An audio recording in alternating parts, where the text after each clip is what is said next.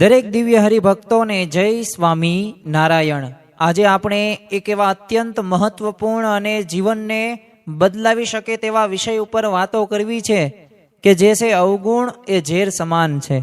આમ તો આધ્યાત્મિક માર્ગની અંદર આપણે વર્ષોથી સાધના કરીએ છીએ, પણ શા માટે? કારણ કે આપણે સૌ કોઈને બ્રહ્મરૂપ થવું છે અને પરબ્રહ્મની ભક્તિ કરવી છે। તો આ અવગુણ આ ભગવાનનો ભક્તનો શા માટે આપણે ન લેવો જોઈએ? ખરેખર તો યોગીજી મહારાજ હસતા હસતા કહેતા કે વન વે અક્ષરધામમાં જવાનો છે ને એક જ રસ્તો છે, અવગુણ લેવાના રસ્તા બંધ। તો ચાલો એ ગુણાતીત ગુરુવર્યોના જીવનની અંદર એ કેવા કેવા પ્રસંગો બન્યા છતાં પણ એમણે ગુણગ્રાહક દ્રષ્ટિ રાખી છે ને અવગુણ લીધો નથી, અને બ્રહ્મરૂપ થવાનો એક સરળ અને સચોટ ઉપાય પણ એ ગુણાતીતાનંદ સ્વામી પોતાની વાતોની અંદર શું જણાવે છે, તો આ પ્રવચન દ્વારા આપણે સમજવાનો પ્રયત્ન કરીએ। શ્રીમદ સદગુણશાલિનમ ચિદ ચિદે વ્યાપ્યમ ચદી વ્યાકૃતિમ જીવે સાક્ષર મુક્ત કોટિ સુખદમ નેકાવતારાધિપમ જ્ઞેયમ શ્રી પુરુષોત્તમમ મુનિવરે વેદાંત કીતમ વિભુ તન્મૂળાક્ષરયુક્તમેવ સહજાનંદમ ચ વંદે સદા। કૃપા કરો મુજ ઉપરે સુખનિધિ સહજાનંદ। ગુણ તમારા ગાવવા બુદ્ધિ આપજો સુખકંદ।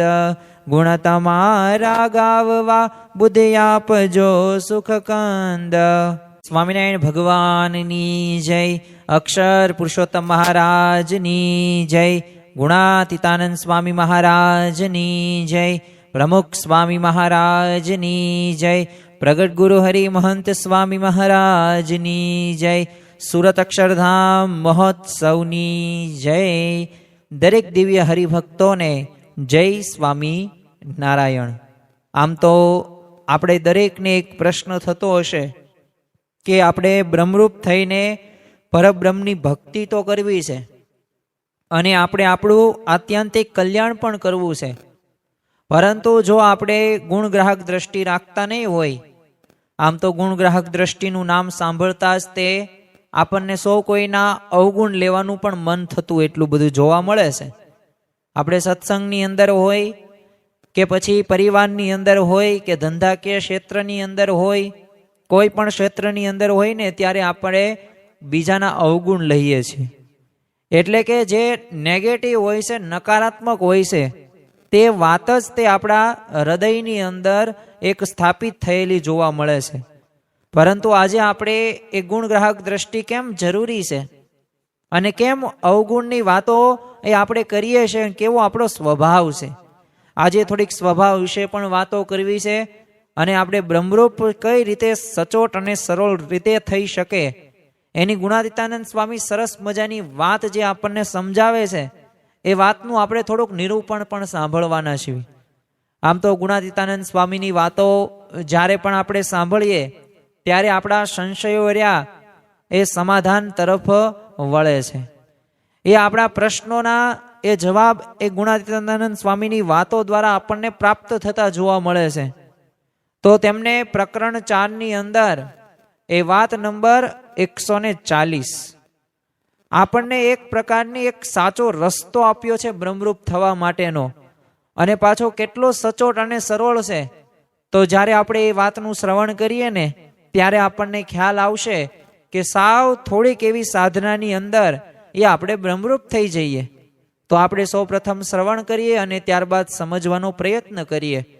સ્વામિનારાયણ હરે સ્વામીએ વાત કરી છે ભગવાનના ભક્તના ગુણ કહેવા, તેમાંથી જીવ બ્રહ્મરૂપ થઈ જાય ને એમાં દાખલો કાંઈ પણ ન મળે એમ કરવાનું કહ્યું, પણ ફલાણો આવો ને ફલાણો આવો એમ ભગવાનના ભક્તના દોષ ન કહેવા ને તેનું આપણે શું કામ છે ને કોઈને નહીં સમજાતું હોય તો વળી આગળ સમજાશે, તેની શી ઉતાવળ છે ને ક્યાં ભાગી જાય એમ છે, પણ કોઈના દોષ ન કહેવા।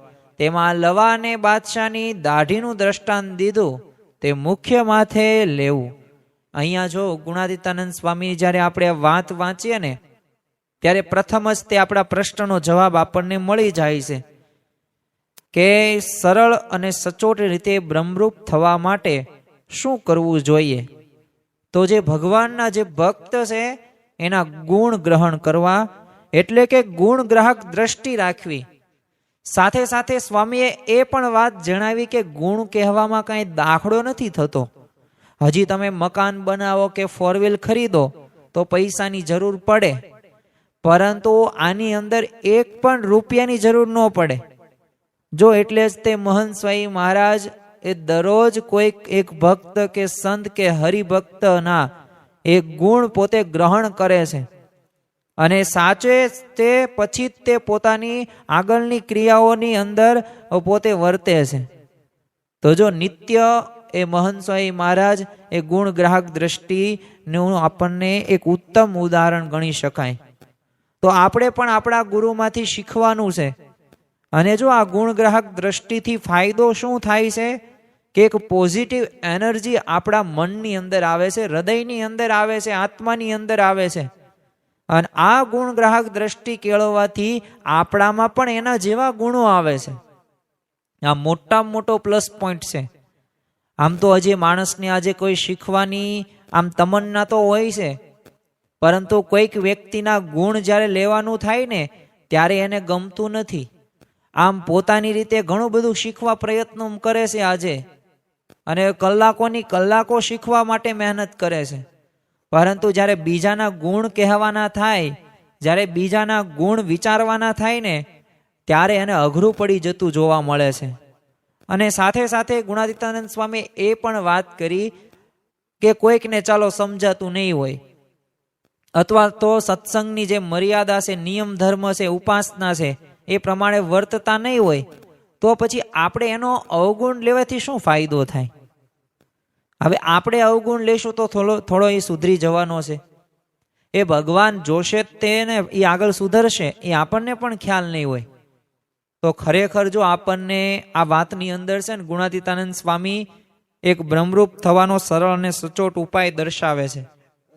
અને પાછા આ માર્ગમાં તે આવતા વિઘ્નોથી એ દૂર રહીને આપણે જે ધ્યેય છે અને આ ધ્યેય પાછો પાર પાડવા માટે એક સરળતાથી ચાલી શકાય ને એનું સરસ મજાનું માર્ગદર્શન આજે આપે છે આપણને. અને જો માર્ગદર્શન વ્યક્તિને મળી જાય ને તો એની જે મુસાફરી રહી ને એ ઘટી જતી જોવા મળે છે. આપણે લાખ પ્રયત્નો કરતા હોય પણ આપણા મંજિલ સુધી આપણે પહોંચી ન શકીએ તો નક્કી તે આપણે કોઈક એવા માર્ગદર્શકની જરૂર પડશે. મહાભારતની અંદર પણ એ જ્યારે પ્રથમ દિવસ હતો યુદ્ધનો, એ 18 દિવસ સુધી યુદ્ધ ભલે ચાલ્યું હોય અને પાંડવોનો વિજય થયો, પણ પ્રથમ દિવસે એ દિશાહીન એ અર્જુન થઈ જાય છે. અને અર્જુનને દિશા આપી, પથ આપ્યો, રસ્તો આપ્યો, માર્ગદર્શન આપનાર કોણ? તો શ્રી કૃષ્ણ ભગવાને એને દિશા આપી, માર્ગદર્શન આપ્યું. અને એના જે સંશયો હતા, પ્રશ્નો હતા, આ બધાયનું સમાધાન કર્યું છે. ને ત્યારબાદ એ 18 દિવસ સુધી એ અર્જુને યુદ્ધ સારી રીતે કર્યું છે ને વિજય પ્રાપ્ત કર્યો છે. એ વિપરીત પરિસ્થિતિ વચ્ચે પણ એ સ્થિર રહી શક્યો છે. એનું કારણ શું હતું? શ્રી કૃષ્ણ ભગવાને એવું માર્ગદર્શન આપ્યું છે. એટલે જીવનની અંદર એક માર્ગદર્શકની ભૂમિકા ખૂબ અગત્યની છે. ગુણાતીતાનંદ સ્વામી એક વાતની અંદર પણ કહ્યું છે કે આપણો તો જન્મ છે ને 2 વાત સિદ્ધ કરવા માટે જ થયો છે. અને કઈ 2 વાત? એક તો બ્રહ્મરૂપ થવું, બીજું પુરુષોત્તમમાં જોડાવું. જેતલપુરના તમે જો 5મા વચનામૃતની અંદર શ્રીજી મહારાજે આ વાત કરી, અને એમને તો કહી જ દીધું હોય એવું જ તે કે જે બ્રહ્મરૂપ થયો છે ને એને જ તે પરબ્રહ્મની એ પુરુષોત્તમની ભક્તિ કરવાનો અધિકાર છે. તો આના દ્વારા આપણને એટલી તો ખબર પડી ગઈ કે જો આપણે બ્રહ્મરૂપ નહીં થઈએ તો આપણને પાછો ભક્તિ કરવાનો અધિકાર પણ નહીં પ્રાપ્ત થાય. એટલે આ જન્મે કે આવતા જન્મે કે એના પછીના જન્મે એ આપણે બધી પ્રકારની કસરો એ ટાળીને એ ભૂલો સ્વભાવો એ બધુંય તે આસક્તિમાંથી અનાસક્ત થઈને એ સ્વભાવો મૂકીને આપણે બ્રહ્મરૂપ થવું જ પડશે. ઘોઘાવદનને પાદર છે ને શિવાલયની બેઠકે ગુણાતીતાનંદ સ્વામીએ 5 વચનામૃતો રહ્યા ને એ પોતે વંચાવ્યા અને પછી વાત કરી કે બ્રહ્મરૂપ થઈને છે ને ભક્તિ કર્યા વગર છૂટકો જ નથી. એટલે બ્રહ્મરૂપ થવું જ પડશે આપણે સૌ કોઈને. તો આપણો લક્ષ્ય કયો છે? આપણો લક્ષ્ય શું? પૈસા, ધન, આવડત, સત્તા, કીર્તિ એ છે? આપણો લક્ષ્ય એક જ છે કે આપણે બ્રહ્મરૂપ થવું અને બીજું પુરુષોત્તમમાં જોડાવાનું છે. જો તમે શિક્ષાપત્રીનું નિત્ય પૂજાની અંદર આપણે વાંચન કરીએ છીએ તો શ્રીજી મહારાજે 116મા શ્લોકની અંદર પણ કહ્યું છે કે નિજાત્માનમ બ્રહ્મરૂપમ દેહત્રિય વિલક્ષણમ, કે હું આત્મા છું, હું આ દેહ નથી. અને આત્મા કેવો છે? અમર છે, અવિનાશી છે, અજર છે, સુખરૂપ છે. અને આ દેહ રહ્યો ને એ નરકરૂપ છે, દુઃખરૂપ છે. સાથે સાથે જો મહંત સ્વામી મહારાજે પણ એ સત્સંગ દીક્ષા ગ્રંથ લખ્યો અને 315 શ્લોકની અંદર, તો એની અંદર જો એમનો કોઈ મન પસંદ જો કોઈ એક શ્લોક હોય ને તો આ જ શ્લોક છે કે નિજાત્માનમ બ્રહ્મરૂપમ દેહત્રિય વિલક્ષણમ. એટલે જો અહીંયા પણ મહારાજે અને પ્રગટ સત્પુરુષ એવા મહંત સ્વામી મહારાજે આપણને બ્રહ્મરૂપ થવાની આજ્ઞા કરી છે. હવે એ આજ્ઞાનું પાલન આપણે કરવાનું છે. આપણે એમના અનુયાયી છીએ, આપણે એમના શિષ્ય છીએ. બ્રહ્મરૂપ થવું ને એક આધ્યાત્મિક માર્ગની તમે જોજો સર્વોચ્ચ સ્થિતિ છે. અને જેને પામ્યા પછી કાંઈ પામવાનું બાકી રહેતું જ નથી. અને આવી દુર્લભ સ્થિતિ માટેનો તે ખૂબ સરળ અને પાછો સચોટ એ વાત રહીને ગુણાતીતાનંદ સ્વામીએ સમજાવ્યો છે કે ભગવાનનો બસ ખાલી ભક્ત હોય એના ખાલી ગુણ જ કહેવાના, ગુણનું જ તે ચિંતન કરવાનું, ગુણનું જ મનન કરવાનું, બીજાને પણ ગુણ જ કહેવાના, આપણે ગુણ જ સમજવાના. તો આનું કારણ શું છે? કારણ કે બ્રહ્મરૂપ થવાની સ્થિતિ છે ને ભગવાન અને સંતની પ્રસન્નતાથી જ પમાય છે ને, એટલે એ પ્રસન્નતાનો ઉપાય છે આ ગુણ ગ્રાહક બનાવવાનો, એ ગુણ ગ્રાહક દ્રષ્ટિ કેળવવાનો. આમ તો ગુજરાતીની અંદર કહેવત છે કે જેવી દ્રષ્ટિ તેવી સૃષ્ટિ. એટલે કે તમે જેવું જોવો ને તમારી એવું તમને અનુભવાય. એટલે તમારી દ્રષ્ટિ હોય એવું જ તે, એટલે મનની અંદર. પરંતુ જો આપણે ગુણ ગ્રાહક દ્રષ્ટિ રાખીએ તો આ બધાયમાંથી આપણે ગુણ જ પ્રાપ્ત કરીએ. ગઢડા પ્રથમના 28મા વચનામૃતની અંદર તે શ્રીજી મહારાજે આ ગુણ ગ્રાહક દ્રષ્ટિની એક વિશેષતા કીધેલી છે કે ગુણ ગ્રહણ કરે ને એ તો દિવસે ને દિવસે વધતો જાય. તો જો આપણે વર્ષોથી સત્સંગ કરીએ છીએ અને હજી કાંઈ વધતા નહીં હોય તો સમજી લેવાનું કે આપણે આ ગુણ ગ્રાહક દ્રષ્ટિ નહીં કેળવી હોય. તમે ગઢડા અંત્યનું 21મું વચનામૃત જુઓ તો આ વચનામૃતની અંદર તે શ્રીજી મહારાજે કેવા ભક્તનો એ ગુણ કીધેલા છે અને કેવા ભક્તનો વખાણ્યા છે. તો ગુણાતીત શ્રીજી મહારાજે વાત કરી કે જે ભગવાનના ભક્તનો અવગુણ લેતો હોય ને તેના હાથનું તો અમને અન્ન જળ પણ ભાવે નહીં.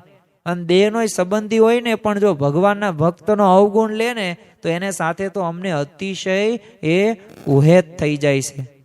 તો જો આપણે હેત કરવું છે, આપણે રાજી કરવા છે, ભગવાન અને સંતને રાજી કરવા હોય તો તેમને જે ગમે ને એ પ્રમાણે આપણે કરવું ખૂબ જરૂરી છે. ગુણાતીતાનંદ સ્વામી એક વાતની અંદર એવું પણ કીધું કે તમે નિત્ય લાખ રૂપિયા લાવ્યો ને અને તોય જો તમે સત્સંગનું ઘસાતું બોલતા હોય તો એ મન ન ગમે. અને જો તમે સૂતો ખાઈને ભગવાનનું બસ ભક્તનું સારું જ બોલે અને તો એની હું ચાકરી હું કરાવું એવો મારો સ્વભાવ છે. તો જો ગુણાતીતાનંદ સ્વામીનો સ્વભાવ કેવો છે? તમે ભલે શાંતિથી આરામથી ભગવાનનું ભજન કરો ને ભક્તના ગુણ ગાવ ને એમાં બધું આવી જાઓ. બાકી તમે લાખ કરોડો, એ સમયની અંદર લાખ રૂપિયાની વાત થાય તો અત્યારે તો કરોડો અબજો રૂપિયા થાય, પણ તમે એટલાય તે દરરોજ લાવતા હોય ને તો એ ગુણાતીતાનંદ સ્વામીને ગમતું નથી. એમનો સ્વભાવ એવો છે જ નહીં. તમે ઘસાતું બોલતા હોય ને પૈસા લાવતા હોય તો એ ભગવાનને ગમતું જ નથી, સંતને ગમતું જ નથી. તમે જો વચનામૃતની અંદર તે શ્રીજી મહારાજનો છે ને એક પ્રકૃતિ, એમનો સ્વભાવ દર્શાવ્યો છે.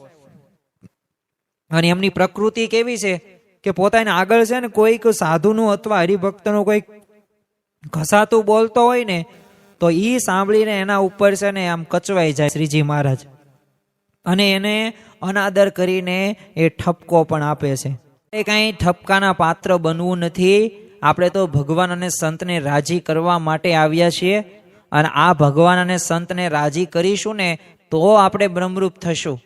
બાકી ગમે એટલા તેમ પ્રયત્ન કરશો તો એ બ્રહ્મરૂપ નહીં થઈ શકો. યોગીજી મહારાજ પાસે એક હવે કંડારી ગામમાં છે ને ડોક્ટર સ્વામી ખાનગી કરવા ગયા.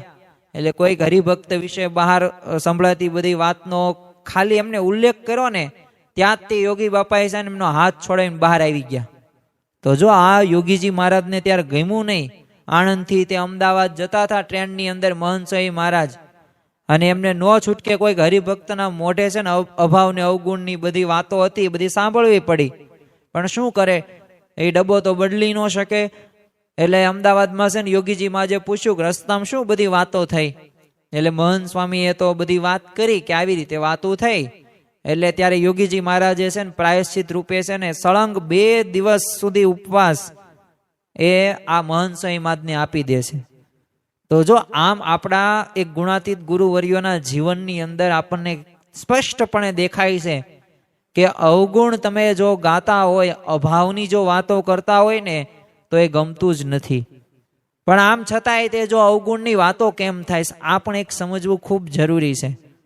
કારણ કે જો બીજાના અવગુણની વાતો કરવામાં છે ને એક પોતાનો હોય ને અહંકાર હોય ને એ પોષાય છે ને પાછા આનંદ પણ આવે છે ને. એટલે આપણે ઘણી બધી વખત આવી અવગુણની વાતો કરીએ છીએ. કારણ કે આપણને એમ લાગે કે જો આની બધાની અવગુણની વાતો નેગેટિવ કહી દઉં એટલે હું સારો, એ ખરાબ.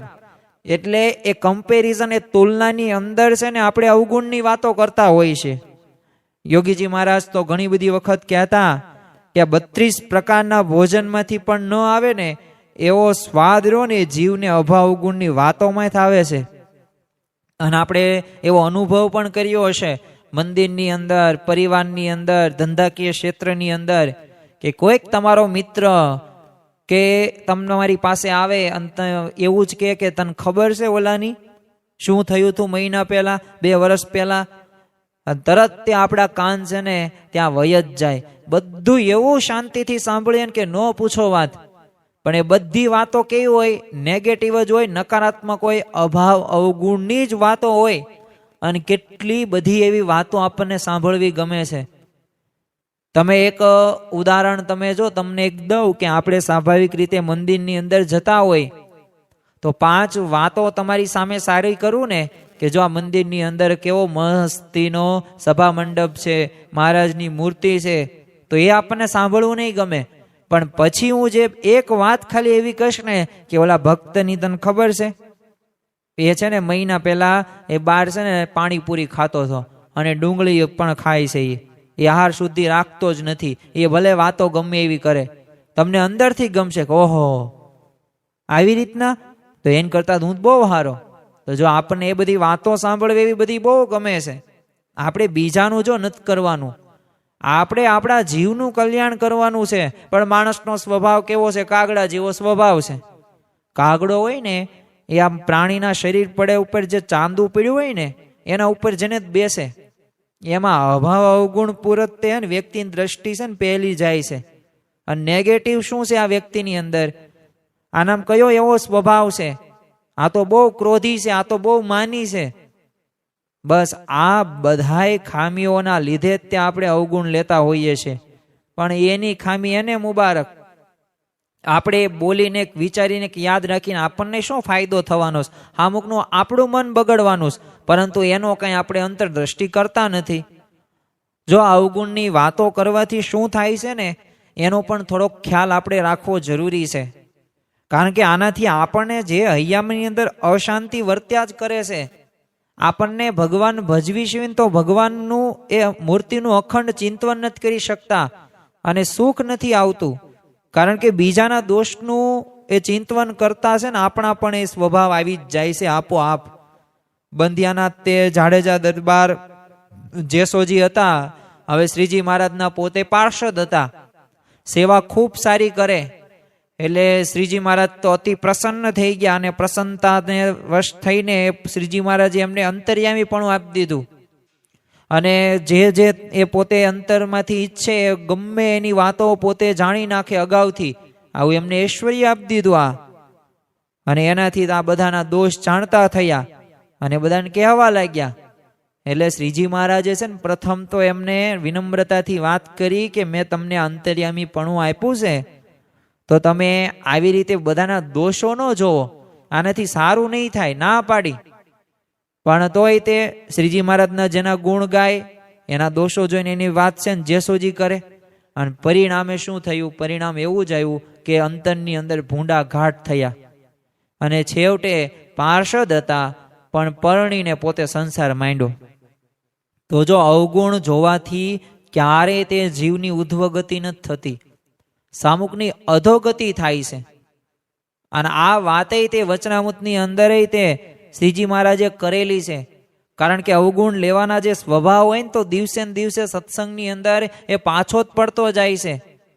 અને શ્રીજી મહારાજે વાત કરેલી છે કે આવા અવગુણ જોવાની જેમ ટેવ હોય ને એ તો કેવો છે, અર્ધ બળેલા કાષ્ટની પેઠે પોતે ધૂંધવા તેઓ કરે છે.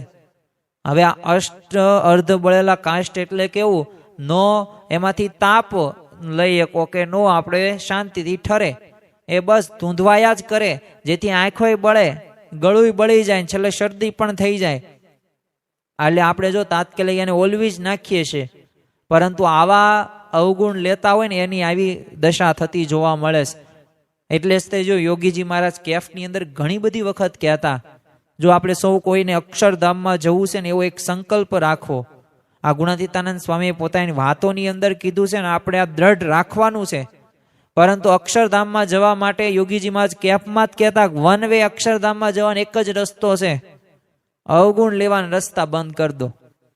પણ એ રસ્તા આપણે બંધ કરતા નથી, એટલે આપણે અક્ષરધામમાં પાછા પહોંચી પણ નહીં શકીએ. યોગીજી મહારાજ યોગી ગીતાની અંદર વાત કરતા કે સત્સંગમાં છે ને અભાવ અવગુણ રૂપી જે ખટાશ ન આવે ને તો એ સત્સંગનું એ સુખ કેસર કેરી જેવું ગળ્યું આવે. પરંતુ આપણને એવો કોઈ પણ પ્રકારની મીઠાશ કે કેસર કેરી જેવું સુખ નથી આવતું. તો એનું કારણ શું છે? હજી આપણે અવગુણની વાતો કરીએ છીએ અને બીજાને પણ કરીએ અને આપણે પણ સાંભળીએ છીએ. એ રસ્તો બંધ કરતા જ નથી, તો પછી કેસર કેરીનું સુખ કઈ રીતે આવે? પ્રમુખસાહી મહારાજ જ્યારે મુંબઈના કોઠારી સ્વામી છે ને જ્યારે પહેલી વખત મળ્યા ને ત્યારે વાત કરેલી કે આ સત્સંગ તો છે ને એક સમુદ્ર જેવો છે, એમાં છે ને છીપલા પણ હોય અને મોતી પણ હોય. પણ આપણે તો છે ને મોતી વીણી લેવાના, એટલે કે ગુણો જ ગ્રહણ કરવા, બાકી બીજી બધી વસ્તુ પિંજણમાં પડવાનું નહીં. મહંત સ્વામી મહારાજ પણ ઘણી બધી વખત કહે છે કે આ અભાવ અવગુણ છે ને ઝેર સમાન છે, અને ખરેખર ઝેર પીએ ને તો આપણે મૃત્યુ થઈ જાય. એમાં અભાવ અવગુણને દ્રોહ કરીશું ને તો આપણું મૃત્યુ જ થશે. કારણ કે જેમને અધિકાર છે ને એ પણ જોતા નથી, તો આપણાથી કોઈનું અવગુણ કેમ જોવાય? આ આપણે થોડીક અંતરદ્રષ્ટિ કરવી પડે. ગઢડા અંત્યના 21મા વચનામૃતની અંદર જ શ્રીજી મહારાજ વાત કરતા કહે છે કે જે ભગવાનનો જે ભક્ત હોય તે ગમે તેવા વાંકમાં આવ્યો હોય તો પણ અમારે એનો અવગુણ આવતો નથી. તો જો મહારાજને એમનો અવગુણ નથી આવતો, પોતે તો પુરુષોત્તમ ભગવાન છે, પરબ્રહ્મ સર્વોપરી ભગવાન, પૂર્ણ પુરુષોત્તમ ભગવાન, પણ છતાં પણ જો એ ગમે એવો વાંકમાં નો આવ્યો હોય ભગવાનનો ભક્ત, તો એનો અવગુણ એ નથી લેતા.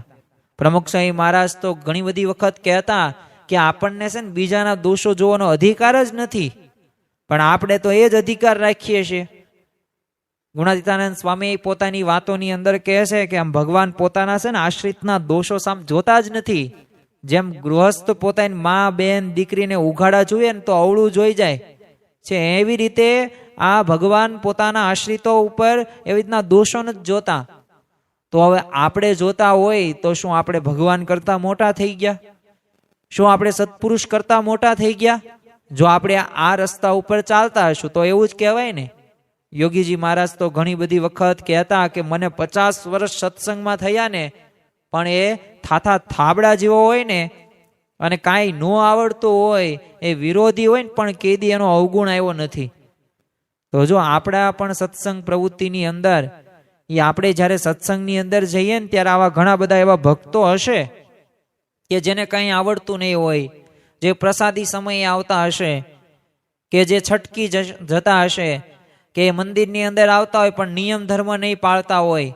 પણ આપણે એમના અવગુણ નથી ગાવાના. એ અવગુણ ગાવાથી કોઈ પણ પ્રકારનો લાભ આપણને નથી થવાનો. એ તો ભગવાન અને સંત જોશે. જો દરેક વ્યક્તિનો એક સમય આવે છે, આપણે 1,00,000 પ્રયત્ન કરીશું ને તોય તે એમ સુધરશે નહીં. અને તમે અવગુણની વાતો કરો તો એ સુધરી જશે? સામુકનો તમારો અવગુણ એ લઈ લેશે અને તમારી સામે નહીં બોલે. પરંતુ ભગવાન અને સંતના એ શરણે આવ્યો છે, આશરો લીધો. આજે તો અહીંયા હોસ્પિટલ ગણ લેવાની મંદિર એટલે, અને અહીંયા બધાય પ્રકારના દર્દીઓ આવે. અમુક થોડાક દિવસની અંદર સાજા થઈ જાય, તો અમુક પાછા થોડોક સમય લાંબો લાગે. એટલે અવગુણ લેવાની ટેવ પડે ને તો નાના નાના હરિભક્તો અવગુણ શરૂ જ થાય છે, જોજો. અને પછી આગળ આગળ વધતા છેક આપણે ક્યાં સુધી પહોંચી જઈએ? એ ભક્તથી લઈને કાર્યકરથી પછી સ્વયંસેવકમાં આવીએ, પછી સંતમાં આવીએ, સંત પછી આવીએ આપણે સત્પુરુષને ભગવાન સુધી આપણે અવગુણ લેવાઈ જાય છે. અને અમુક તો આવાના લીધે અલૈયા ખાચર તમે જો, આ બધાએ તે પોતે આવા શરૂઆત મુક્તાનંદ સ્વામીથી જ થયેલી અને મહારાજનો અવગુણ લઈ લીધો. 2000 સત્સંગીઓ કર્યા તે સમયની અંદર, પણ સામે પાછા 2000 બીજા સત્સંગમાં પાડી પણ નાખ્યા. શ્રીજી મહારાજનો અવગુણ લઈ લીધો. પછી તો બુઢા દાદલને જો પ્રથમ દાદા ખાચરનો આવ્યો, પછી મુક્તાનંદ સ્વામીનો આવ્યો અને છેલ્લે શ્રીજી મહારાજનો પણ અવગુણ આવી ગયો. એટલે લોયાના પહેલા વચનામૃતની અંદર શ્રીજી મહારાજે વાત કરી છે કે મોટાનો અવગુણ આવે ને એ માથું કપાયા બરાબર છે. હવે ગમે તેવા સાધુ મહાત્મા હોય, વૈરાગ્યવાળા હોય ને, જો ગુણાતીતાનંદ સ્વામીનો અવગુણ આવ્યો હોય ને તો સત્સંગ છોડીને જતા રહ્યા. અને ખરેખર આ એક પ્રકારની એક ખામી આપણામાં ઘણા બધા વર્ષોથી છે. એટલે આપણને સત્સંગની અંદરથી એ સાચું સુખ નથી પ્રાપ્ત થઈ શકતું. મુક્તાનંદ સ્વામીએ એમના પદની અંદર લખ્યું છે કે જે સૂરજ સામી રજ નાખે તે ઉલટી આવી પડે આંખે, રવિ રોષ ભગ મન નવ રાખે. તમે સૂરજ સામું એક મુઠ્ઠો ભરીને ધૂળ ઘા કરો ને તો એ તમારી બાજુ જ તે આવે અને તમને જ કણવું પડે અને તમને તે દેખાય નહીં. તો એમ આપણા જીવનની અંદર અવગુણ લેવાની દ્રષ્ટિ હશે ને તો આજ તે સમસ્યા આપણી સામે પણ બનવાની છે. ગઢડા પ્રથમના 24મા વચનામૃતની અંદર જ તે શ્રીજી મહારાજ વાત કરતા કહે છે કે ભગવાનને સંતને વિશે દોષ પડે ને તે દોષ એને જ પીડે છે. તો હવે જે દોષ તમને બીજામાં દેખાતા હોય તમારામાં આવશે જ તે સ્વભાવ, અને તમને તે દોષ એ નડવાના જ છે. કારણ કે એક પ્રકારની તમે એ પ્રકારે કાર્ય કરતા જોવા મળો છો અને એ તમારી શિસ્ત રહી નહીં. ભલે નેગેટિવ નકારાત્મક છે અવગુણ જોવાની, પણ એને તમને જ તે પીડશે. અને આની સામે જો મોટા પુરુષ કે આપણે સત્સંગનો ગુણ આવે તો ફાયદો જ મોટો થાય છે. હવે નાગર હરિભક્ત અને ગુણાતીતાનંદ સ્વામીનો ગુણ આવ્યો તો એમનો જે રસાસ્વાદ હતો એ બધોય ટળી ગયો. અને જો ભક્ત ચિંતામણીની અંદર પણ ઉલ્લેખ છે કે કોઈ કહેશે આ સંત બહુ સારા રે, ખરા કલ્યાણના કરનારા રે, એટલો જ ગુણ કોઈ ગ્રહશે રે, તે તો બ્રહ્મ મોહલ વાસ લેશે રે. બસ બહુ આ સંત સારા છે ને એટલું જ કહેશે ને બધું આવી ગયું. જુનાગઢમાં તે બાંગ પોકારતો એક મુસલમાન હતો, એ ગુણાતીતાનંદ સ્વામી જોઈને એટલું જ બોલ્યો કે આ સ્વામિનારાયણ કા બાવા કેસા બન્યા હે. હવે આટલો જ ખાલી ગુણ લીધો, કાંઈ સમાગમ નહીં, કંઈ વાતો નહીં, તોય સ્વામી આશીર્વાદ દીધા કે હવે એને બાંગ પોકારવી નહીં પડે. તો જો આ સત્પુરુષની તાકાત છે. એ ગુણો કહેવા અને સાંભળવાથી સત્સંગ કે સંતો કે હરિભક્તોને એ જોવાની દ્રષ્ટિ કેવી થઈ જાય છે? એ દિવ્ય દ્રષ્ટિ થઈ જાય છે અને દિવ્ય ભાવ થઈ જાય છે. અને જો આ દિવ્ય દ્રષ્ટિથી જ તે આપણને સુખ આવે છે. અને ભગતજી મહારાજને તમે જો ગઢડાના અંદર માના ભક્તે કીધેલું કે આ તમારા બાબુલા જેવા શિષ્યોમાં બંધાશો નહીં. અને ત્યારે ભગતજી મહારાજે શું કીધું કે આ ભગવાનના ભક્તોને જો બાબુલા જેવા કહેવાય જ કેમ તમારાથી? જો બાબુલા કહીએ ને તો જીવ નાશ પામી જાય. હું તો આ બધા ભક્તોને બ્રહ્મની મૂર્તિ દેખું છું. જો આ ગુણ ગ્રાહક દ્રષ્ટિ, આ દિવ્ય ભાવ એમના જીવનની અંદર આવી ગયો. આપણને ઘણા બધા કાર્યકરો અને હરિભક્તો પ્રત્યે આટી થઈ જાય છે. એ ભક્ત આપણને ગમતો નથી. અરે દ્રોહ કર્યો કહેવાય તમે, કારણ કે ભગવાનનું ભજન કરે છે, એ પૂજા કરે છે, એ બ્રહ્મરૂપ થાય છે, અને છતાં પણ તમે એનો અવગુણ ગાતા હોય અને એને બોલાવતા ન હોય ને એની સાથે આટી રાખતા હોય તો તમારે કંઈક સમજણની અંદર ફેર છે. ગરડા અંત્યનું બીજું વચનામૃત વાંચો, એની અંદર શ્રીજી મહારાજે વાત કરી છે કે જેવી શ્વેત દીપની અંદર સભા છે ને એવી જ આ ગોલુક વૈકુંઠમાં સભા છે ને એવી જ બદ્રિકાશ્રમની વિષય સભા છે. તેથી પણ આ સત્સંગીની સભાને હું છે ને અધિક જાણું છું અને સર્વે હરિભક્તને અતિશય પ્રકાશયુક્ત દેખું છું. અને એમાં જો લગાર પણ મિથ્યા કહેતા હોય ને તો આ સંત સભાના સમ છે. શ્રીજી મહારાજે સમ ખાધ્યા છે. શા માટે? આપણને સાચું લાગે એટલે, આપણને વિશ્વાસ વધુ બેઠે એટલે. તો આ જેટલા પણ ભગવાનના ભક્તો છે ને બધા યાદ રાખજો અક્ષરધામના મુક્તો છે. હવે અક્ષરધામના જે મુક્તો હોય અને મુક્તો સામે તમે ગમે તેવો દ્રોહ કરો ને અભાવ લ્યો ને અવગુણ લ્યો તો એ ભગવાનને સંતને ગમે? સ્વાભાવિક છે, નથી ગમવાનું. એટલે જ મુક્તાનંદ સ્વામી કહે છે, મારા વહાલાજી શું વાલપ દિશે રે, તેનો સંગ સિદ્ધ તજીએ રે, વિના કેને ભજીએ. તો આપણે એમની ભજન પ્રમાણે એમના જે પ્રકારનો આપણને અભિગમ આપે છે. જો અંગ્રેજીની અંદર એક કહેવત છે કે એટીટ્યુડ ઇઝ એવરીથિંગ, એટલે કે અભિગમ રહ્યો ને એ જ બધું છે. જો આપણે ગુણાતીત ગુરુવર્યોના જીવનની અંદર કેવો અભિગમ છે, ગુણ ગ્રાહક દ્રષ્ટિનો છે. શ્રીજી મહારાજના જીવનની અંદર કેવો અભિગમ છે, ગુણ ગ્રાહક દ્રષ્ટિ અભિગમ છે. તો આપણે એમના ભક્તો શિવી શિષ્ય છીએ, તો આપણા જીવનની અંદર કેવો અભિગમ આવો હોવો જોઈએ, ગુણ ગ્રાહક દ્રષ્ટિનો અભિગમ હોવો જોઈએ. જાગા સ્વામી હતા, એ પોતાની પૂજામાં છે ને ભક્તોની નામાવલી રાખતા અને એનો રોજ પાઠ કરતા. તો જો આવો મહિમા સમજતા હતા ભગવાનના ભક્તનો. અને આપણે ભગવાનના ભક્તનો જો ગુણ લઈએ ને તો ભગવાનને સંતને બહુ ગમે છે. જો સંત પુરુષ જો પોતે ગુણ ગ્રાહક દ્રષ્ટિ રાખતા હોય તો આપણાથી કેમ ન રહે. બસ એક અભ્યાસ રાખીએ ને તો થાય જ તે. પર્વતભાઈને પણ ભક્તોનો અદ્ભુત મહિમા હતો. અગતરાયના પર્વતભાઈ પોતે શ્રીજી મહારાજનો સમાગમ કરવા જાય ને માન બધું સાઈડમાં ઘરે મૂકીને જાય. અને આપણે તો માનના પોટલા રાખીને જ સભામાં બેઠા હોય. કોઈક મને કંઈક કહે ને ખોટું લાગી જશે, કોઈ મને બોલાવતા જ નહીં. જો આવા બધા આપણા છે ને અભિગમ હોય છે, પછી સત્સંગમાં ક્યાંથી શું ખાવાનું છે.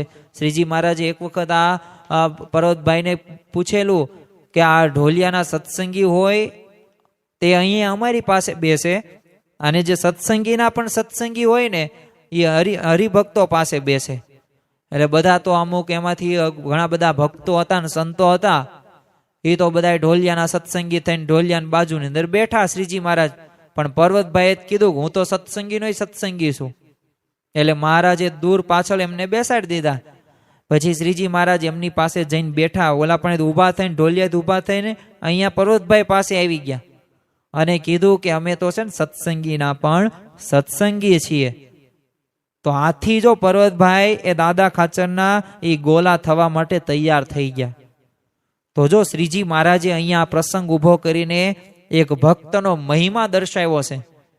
તો એમ આપણે પણ સત્સંગીના સત્સંગીનો મહિમા રાખવાનો છે. જો શ્રીજી મહારાજની પણ આવી જ પ્રકૃતિ હતી. એટલે ભક્તોના અવગુણ સામે નહીં, પણ બસ નાનામાં નાના એ ગુણને મોટા કરીને જોતા. એટલે દીનાનાથ ભટ્ટે પોતાના એક સ્ત્રોતની અંદર ગાયું છે કે અણુમલ્યમ તુલ્યમ હિ મન્યતે સહજાનંદમ ગુરુમ ભજે સદા. એક અણુ હોય ને એને પણ વિશેષ કરીને શ્રીજી મહારાજ એ ગુણ ગ્રાહક દ્રષ્ટિથી જોતા હતા. કોઈ એમના મતે નાનો કે મોટો હરિભક્ત નહીં, બસ સમાનતાથી તે એક ગુણ ગ્રાહક જ દ્રષ્ટિ રાખતા હતા. અને પ્રમુખ સાંઈ મહારાજ પણ જો આ રીતે તે તમે જો નાના મોટા એ તમામનો મહિમા ગાય છે. શાસ્ત્રીજી મહારાજના વખતનો તે હીરો ભરવાડ હતો, એ પોતે સારંગપુર મંદિરની સેવા કરે. હવે આટલી જ એની વિશેષતા હોવા છતાંય તેની ઓળખાણ સ્વામીશ્રીએ એક નેરોબીના કરોડપતિ હર્ષદભાઈ રાણા હવે એમને કરાવીને મહિમા ગાયો.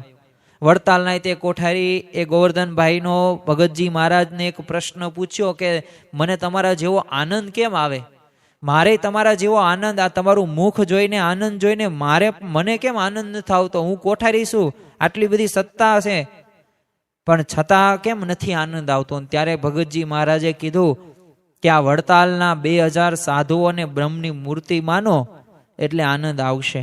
તો જો આમ ભક્તોના ગુણ ગાવાથી એ મહિમા ગાવાથી સત્સંગનો આનંદ આવે છે. તો આપણે ભલે વર્ષોથી સત્સંગ કરતા હોય, અમુક આપણે 35 વર્ષથી સત્સંગ કરતા હોય, અમુકને બાળપણથી સત્સંગ હોય, અમુક નવા હોય, નિશાળિયા 5-7 વર્ષથી સત્સંગી હોય.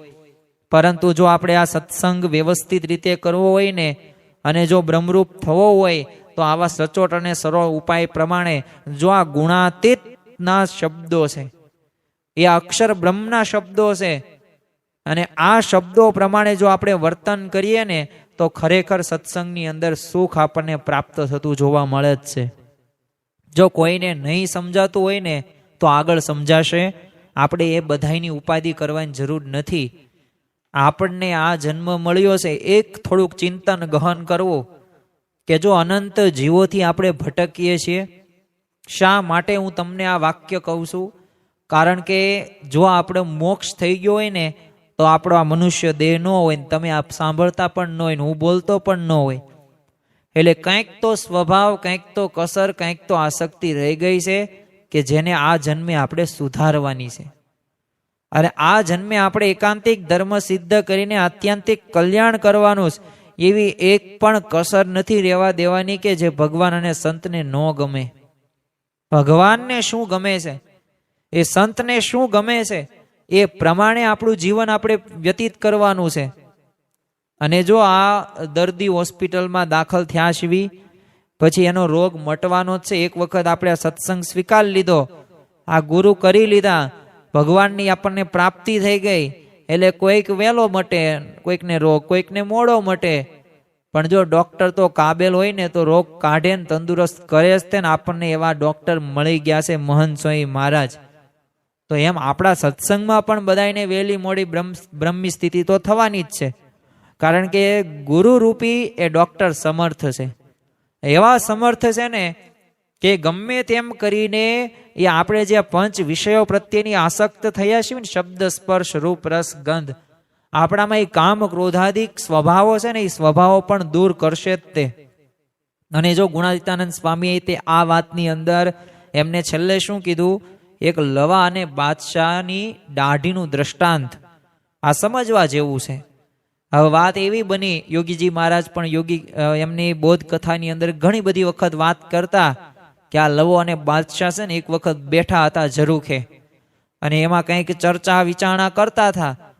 તે એમાં બાદશાહને એવો વિચાર સૂજ્યો કે લવા, મારી દાઢી છે એ બળી જાય, એ સળગે, અને તારી તે સળગી જાય, બંને એક સાથે સળગે તો તું પેલા કોની તું ઓલવાય.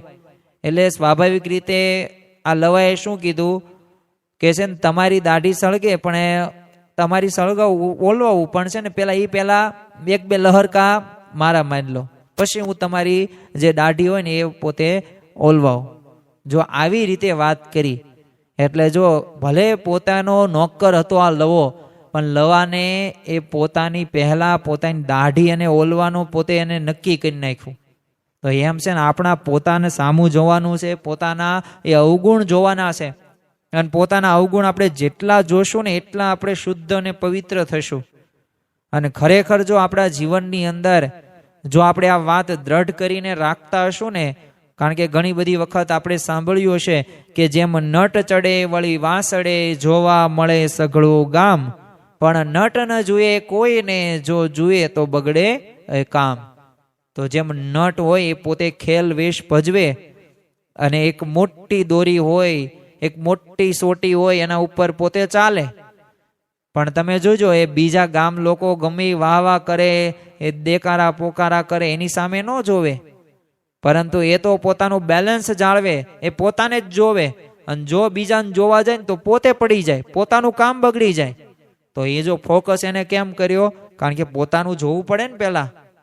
એમ છે ને આપણે પણ આપણા તે અવગુણ જોવાના છે. જ્યારે બીજાના અવગુણ જોઈને મન થાય ને ત્યારે પોતાના અવગુણ જોઈ લેવા. પ્રમુખ સ્વામીમાં તો ઘણી બધી વખત કહેતા કે તમે કોઈકની સામે આંગળી ચીંધો ને કે આવો છે, તો એ પૂર્વે થોડુંક જોઈ લેવું કે આંગળી તો એક જ ચીંધી છે વ્યક્તિ પ્રત્યે, પણ 3 આંગળી તમારા બાજુ છે. એટલે એ છે ને એ પેલા તમારે જોવાનું છે. એમ અવગુણ જોવાનું મન થાય ને તો પોતાનો જોવો, પોતાનો જોશો ને તો આગળ વધશો આધ્યાત્મિક માર્ગની અંદર. ખામી પણ જડશે. વેપારી છે ને પોતાના એ ચોપડા મૂકીને બીજાને તપાસવા બેસે ને તો દેવાળું કાઢે. ગુજરાતીની અંદર આપણે ઘણી બધી વખત સાંભળ્યું પણ હશે કે ભાણું હોય ને, ભાણે બેઠા હોય ઘણા બધા વ્યક્તિઓ હોય, તો માઇક ઉડતી હોય, કઈ બધે ભાણે કઈ માઇક ઉડાડવા ન જવાય. આપણા ભાણે માઇક ઉડાડ નખાય એટલે કામ પૂરું થઈ જાય. એમ આપણે આપણું જ જોવાનું છે. અને એમ પોતાના દોષ જોવાનું મૂકીને દોષ ટાળવાનો અભ્યાસ ન રાખે ને તો ખોટ જ ખાવાની થાય. પણ આપણે ખોટ ખાવાની થતી નથી, કારણ કે આપણા ગુરુએ, આપણા ભગવાને ખોટ ખાવાનો ધંધો આપણને જ શીખવાડ્યો. કઈ રીતના લાભ થાય ને એ લાભની વાત જ તે આપણા ગુણાતીત ગુરુવર્યોએ કરેલી છે. તો ખરેખર આપણા જીવનની અંદર આ સમજણ આપણે વિશેષમાં વિશેષ દ્રઢ કરીને એક આમ ગાંઠ વાળી દેવાની મનની અંદર, એક હૃદયની અંદર એક ભાવના રાખવાની કે મને જે આ ભગવાનના ભક્તો જે મળ્યા છે, એ ભક્તોની અંદર ભલે આવડત વધતા ઓછા પ્રમાણની અંદર હશે, સેવા પણ વધતા ઓછા પ્રમાણની અંદર કરતા હશે, એ નિયમ ધર્મની અંદર પણ થોડુંક વધતા ઓછા પ્રમાણમાં હશે, પણ એ ભગવાનના ભક્ત છે. જેમ યોગીજી મહારાજે કીધું, થાતા થાબડા જે હોય ને તોય મને એને અવગુણ ન આવે, તો એમ આપણે પણ એમના શિષ્યો છીએ, તો એમની વિચારધારા પ્રમાણે, એમના અભિગમ પ્રમાણે આપણું જીવન આપણે વ્યતીત કરવાનું છે. તો આજના દિવસે મહારાજ સ્વામીના ચરણોમાં પ્રાર્થના કરીએ કે અમારે પણ બ્રહ્મરૂપ થવું છે. અને આ તમે જે સરળ અને સચોટ જે ઉપાય દર્શાવ્યો, અને જે છે ગુણ ગ્રાહક દ્રષ્ટિ, એટલે કે ગુણો જ તે જોવા અને ગુણો જની વાત કરવાની, તો એ પ્રમાણે અમારી દ્રષ્ટિ અમે કરી શકીએ એવી બળ, બુદ્ધિ અને શક્તિ આપજો. શ્રી સ્વામિનારાયણ ભગવાનની જય. આવા જ આધ્યાત્મિક પ્રવચનો સાંભળવા માટે અમારી ચેનલને લાઈક કરો, શેર કરો અને સબસ્ક્રાઇબ કરવાનું ભૂલતા નહીં.